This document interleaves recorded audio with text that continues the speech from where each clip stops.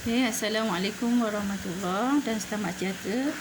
Hari ini subtopik terakhir untuk matriks ya. Okey. Apa yang nak belajar hari ini? Bagaimana menggunakan kaedah matrik untuk menyelesaikan persamaan linear serentak.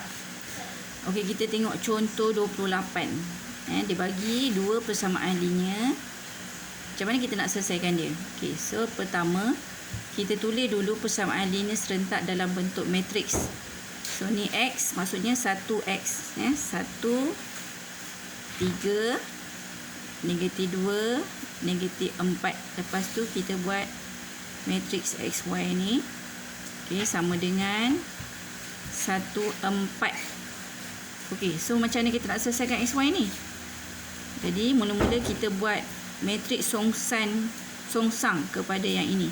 So macam mana matriks songsang dia? 1 per 1 darab negatif 4 tolak negatif 2 darab 3. Lepas tu kita ubah tempat negatif 4 dengan 1 ni. Dan yang ini kita tukar tanda. Negatif 2 jadi 2, 3 jadi negatif 3. Lepas tu kita darab dengan matriks 1, 4. So yang ini kita dapat 1 per 2. Negatif 4 tambah darab 1 negatif 4, 2 darab 4 tambah 8. So negatif 4 tambah 8, 4.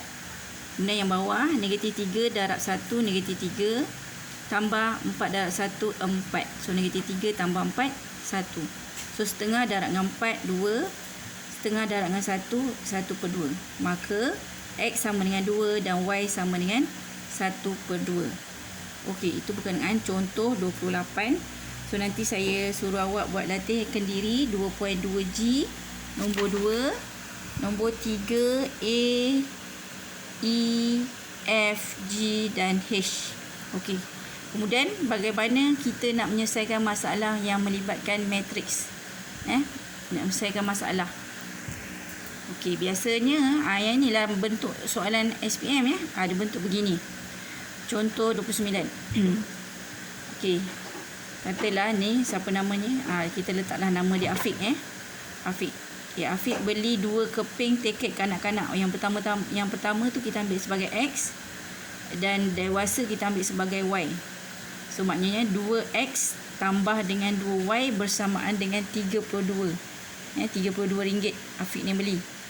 Kemudian Aiman pula dia beli, saya membeli 5 keping tiket kanak-kanak. Okey, maknanya 5X tambah dengan 3Y sama dengan RM88. Okey, dapat persamaan serentak ni kita pun buat dalam bentuk matriks. So 2, 5, 1, 3, XY 32, 88. Jadi macam mana nak selesaikan dia? XY songsangkan matriks ini 1 per 2 darab 3 tolak 1 darab 5. 3 dengan 2 ni tukar tempat. Ni tukar tanda, negatif 1, negatif 5. Lepas tu ambil matriks ni. Kemudian dapat 1 per 6 tolak 5. Darabkan ini. Dapat ni. Seterusnya, ni 1 kan. So 96 tolak 88 dapat 8. Negatif 160 tambah 176 dapat 16. Maka X sama dengan 8. Y sama dengan 16. Bermaksud dekat sini, harga tiket bagi kanak-kanak ialah RM8. Harga tiket bagi orang dewasa ialah RM16. Okey, seterusnya kita pergi contoh ke contoh 30 Contoh 30 diberi dalam bentuk tabel kamera K sebagai X, kamera L sebagai Y.